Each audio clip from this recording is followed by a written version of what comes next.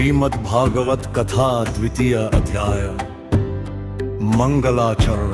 ओम नमो भगवते वासुदेवाय।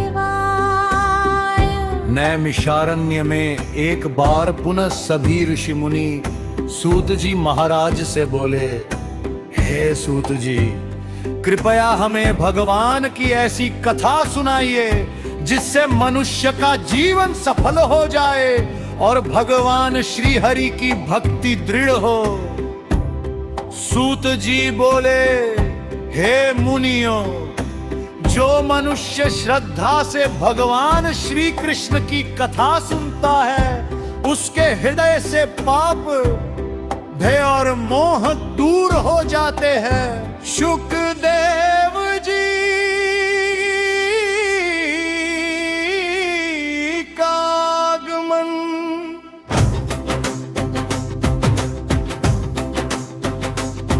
जब राजा परीक्षित को यह जात हुआ के 7वें दिन तक शकनाग के डंसने से उनका शरीर छूट जाएगा, तब उन्होंने राज्य अपने पुत्र को सौंप दिया और गंगा तट पर आकर भगवान का स्मरण करने लगे।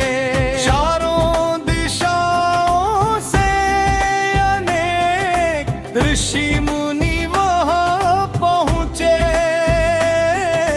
तभी तेजसी ब्रह्मज्ञानी युवा महात्मा शुकदेव जी वहां पधारे।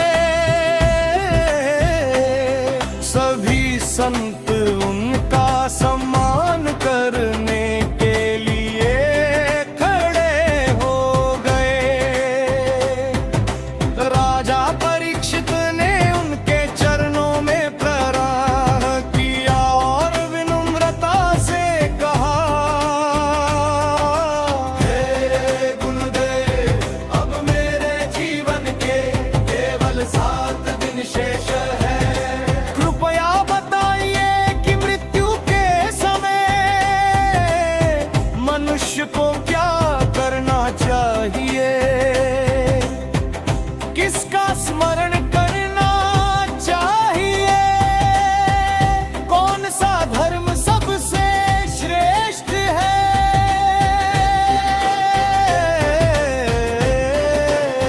शुकदेव जी का उपदेश, राजन मनुष्य को जीवन का प्रत्येक क्षण भगवान श्री हरि के नाम, रूप, गुण और लीलाओं का स्मरण करना चाहिए।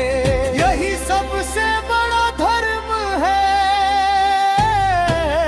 उन्होंने कहा कि धन, परिवार, वैभव और शरीर सब नश्वर है, केवल भगवान की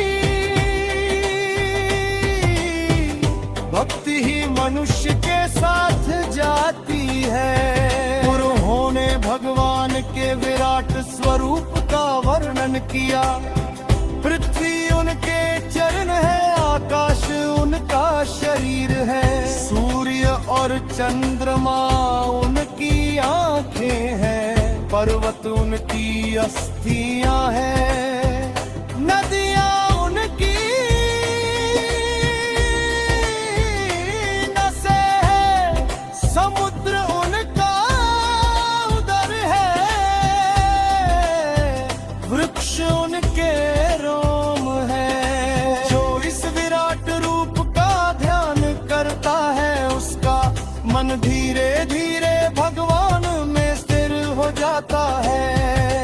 भक्ति का महत्व शुकदेव जी ने कहा, केवल भगवान का नाम ही कलियुग में सबसे बड़ा सहारा है। जो श्रद्धा से हरे कृष्ण या श्री हरि का नाम लेता है उसका जीवन पवित्र हो जाता है।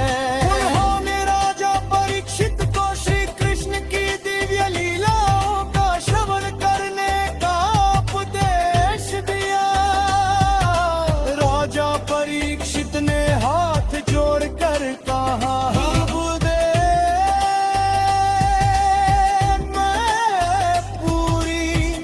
श्रद्धा से भगवान की कथा सुनने के लिए तैयार हूँ।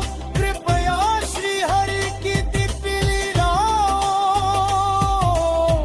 का विस्तार से वर्णन करें। तब शुकदेव जी ने भगवान की महिमा का वर्णन प्रारंभ किया और आगे आने वाले अध्यायों में सृष्टि, भगवान के अवतारों तथा श्री कृष्ण की दिव्य लीलाओं का वर्णन करने का संकल्प किया।